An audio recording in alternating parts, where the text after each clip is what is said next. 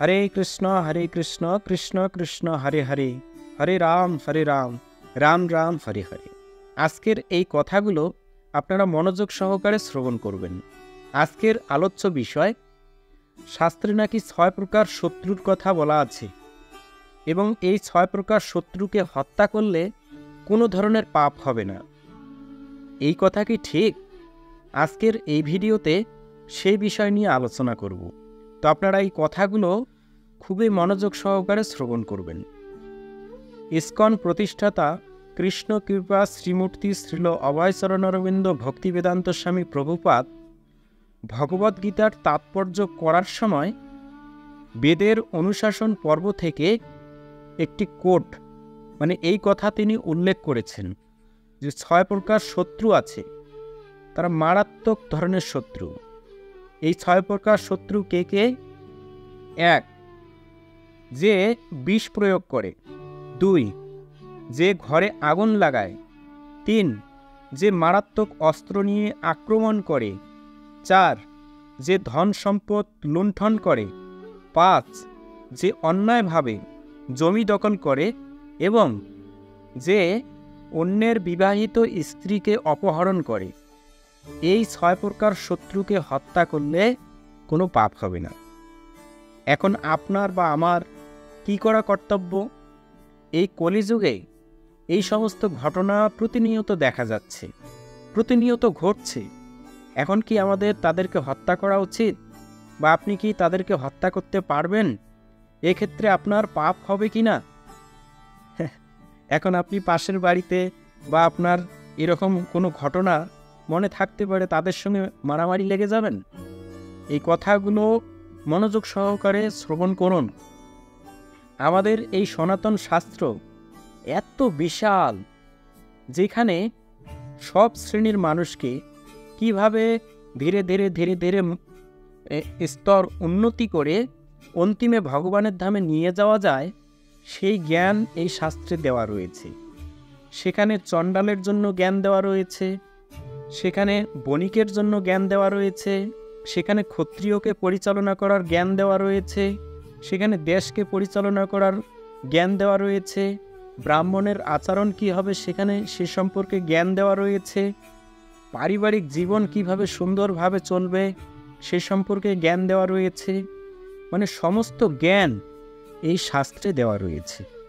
তো এখন আমাদের সেটা ক্ষেত্র বিশেষে প্রয়োগ করতে হবে এবং দেখতে হবে যে কোন পরিস্থিতিতে আমাদের এই কথা বা এই নিয়মের প্রয়োগ করতে হবে। যদি আমরা শাস্ত্র কথা শোনার পরে সেটার যদি প্রয়োগ যথাযথভাবে না হয়, তাহলে কিন্তু কপালে অনেক দুঃখ আছে। তো এ সম্পর্কে একটা ঘটনা বলি। এক সময় এক চোর, সে প্রতিদিন চুরি করে, কিন্তু তার একটা ভালো গুণ ছিল।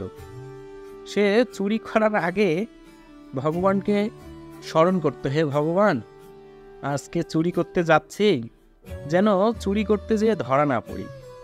ধরা পড়লে তো অনেক কষ্ট পেতে হবে, জেল হবে, মায়ের খেতে হবে। তো এইভাবে ভগবানের কাছে প্রার্থনা করে তারপরে চুরি করতে যায়। তো একবার সে চুরি করতে গেল, সেই দিন ছিল একাদশীর দিন। তো একাদশীর দিন অনেক জায়গায় ভক্তরা রাত্রি জাগরণ করে।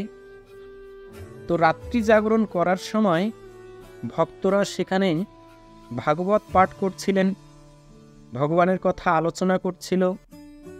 তো সেখানে যিনি পাঠক গোসাই, তিনি ওই পাঠের মধ্যে বলছে যে, দেখো, এই পৃথিবীতে যা কিছু হয় সব কিছু ভগবানের ইচ্ছাতে হয়, ভগবানের ইচ্ছা ছাড়া কোনো কিছুই হয় না।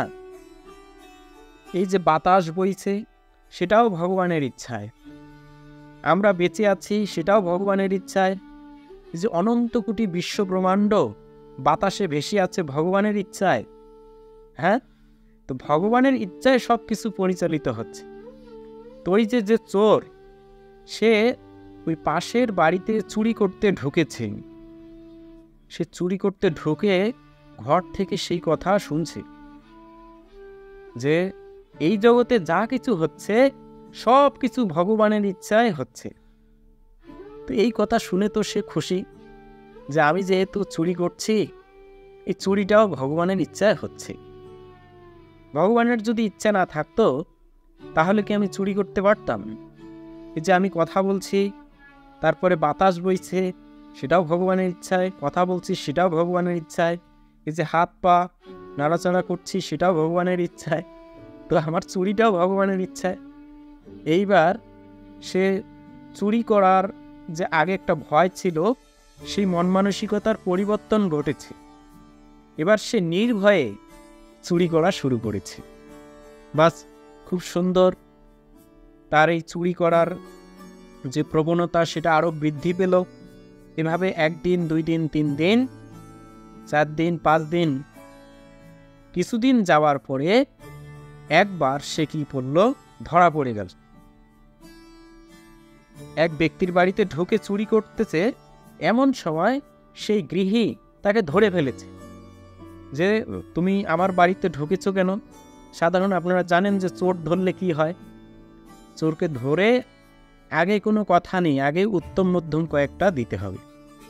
আচ্ছা, ধরার পরে এবার তাকে কয়েকটা দিয়েছে, দেওয়ার পরে তাকে জিজ্ঞাসা করলো যে তুমি কেন ঢুকেছ? যে দেখো ভাই, আমাকে মেরো না, আসলে দোষটা আমার নয়। কার দোষ? তুমি চুরি করতে ঢুকেছ আর তুমি বলতেছো কার, মানে তোমার সাথে আরো কেউ আছে? তখন বলছে যে না, আমার সাথে কেউ নেই, তবে আমি ওই যে যিনি ভাগবত পাঠ করে এক সাধু, তার মুখে শুনেছিলাম এই জগতে যা কিছু হয় সব কিছু ভগবানের ইচ্ছায় হয়, তাই আমি ভগবানের ইচ্ছাতে তোমার বাড়িতে চুরি করতে ঢুকেছি ভাই, আমাকে মেরো না।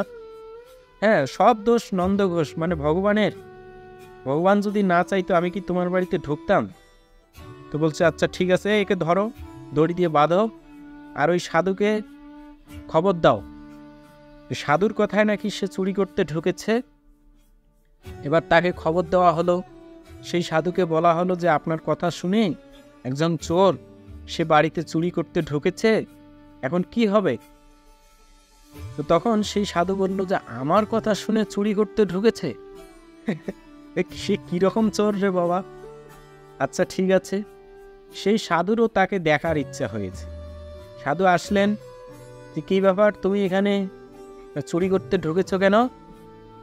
বলছে সাধু বাবা, আপনি যে বলেছিলেন যে এই জগতে যা কিছু হচ্ছে সবই ভগবানের ইচ্ছায় হচ্ছে, তো আমি যে এখানে চুরি করতে ঢুকেছি সেটা ভগবানের ইচ্ছায় ঢুকেছি।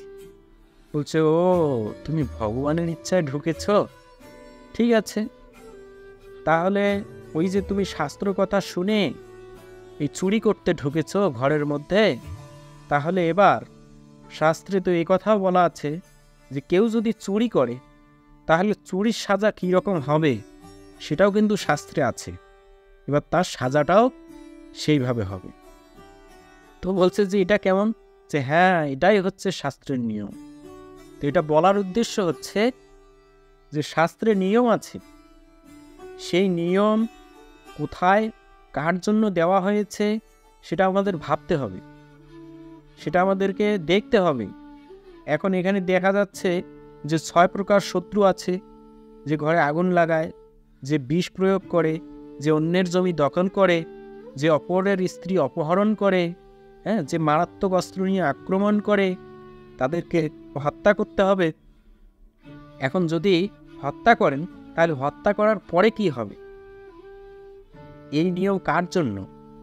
আপনি যদি একটা মানুষকে মেরে ফেলেন তাহলে সেটা যথাযথ হবে না, কারণ এটা কোথায় আছে? অনুশাসন পর্বে, মানে যেখানে শাসনতন্ত্র, কোনো নিয়ম শৃঙ্খলাকে বজায় রাখার জন্য, হ্যাঁ, যেমন আমাদের, আপনি যে কোনো দেশ থেকে দেখছেন, এটা যেখানে আছেন সেখানের একটা শাসন ব্যবস্থা আছে। কেউ যদি অন্যায় করে তাহলে তাকে ধরে নিয়ে যাওয়া হয়, তারপরে তাকে সেখানে নিয়ে সাজা প্রদান করা হয়, আর সাজা প্রদান করার পরে তাকে একটা নির্দেশনা, মানে তার জন্য কি সাজা, সর্বশেষ সাজা কি, হয়তো ফাঁসি, হয়তো যাবজ্জীবন জেল, হয়তো 5 মাস 6 মাস 5 বছর এভাবে জেল হবে। কিন্তু সেই শাসন করার বা সেই শাস্তি দেওয়ার যে ভার, সেটা কিন্তু আপনাকে বা আমাকে দেওয়া হয়নি। হ্যাঁ, দেশের যিনি রাষ্ট্রপ্রধান বা দেশের শাসন ব্যবস্থা, তাদের উপরে সেই দায়িত্ব অর্পণ করা হয়েছে। এখন তারা যদি সেই দায়িত্বের অবহেলা করে, তাহলে সেটার জন্য তাদেরকে ফল ভোগ করতে হবে। আর যদি সেই শাস্ত্র অনুসারে তাদেরকে দণ্ড দান করে, তাহলে সেটা যথাযথ হবে। হ্যাঁ, অনেকে এই কথার ভুল ব্যাখ্যা করে বা ভুল বুঝে এরকম কাজ করে থাকতে পারেন। আমিও প্রথম যখন এই কথা শুনেছি বা দেখেছি যে আসলে তো বিষয়টি কীরকম হলো, যে 6 প্রকার শত্রু আছে, তাদেরকে হত্যা করলে কোনো পাপ হবে না। এবার হত্যা করলে কি হবে? হত্যা করলে আপনার জেল হয়ে যাবে, অ্যাটেম্প টু মার্ডার, আপনি মার্ডার করেছেন, এখন আপনার শাস্তি হবে। তো এরকম কাজ করা যাবে না। 6 প্রকার শত্রুর কথা বলা আছে, তাদেরকে শাস্তি দিবে দেশের প্রশাসন, দেশের আইন, সংবিধান যে অনুসারে তাদের বিচার করবেন সেটা মেনে নিতে হবে। তো আপনারা এই ভুল কাজ করবেন না। ক্ষেত্র বিশেষে এই প্রয়োগগুলো করতে হবে। আর না হলে ওই চোরের মতো সে চুরি করতে ঢুকেছে ভগবানের ইচ্ছায়, তো সাধু বলছে যে এবার তোমার মাইটটাও হবে ভগবানের ইচ্ছায়।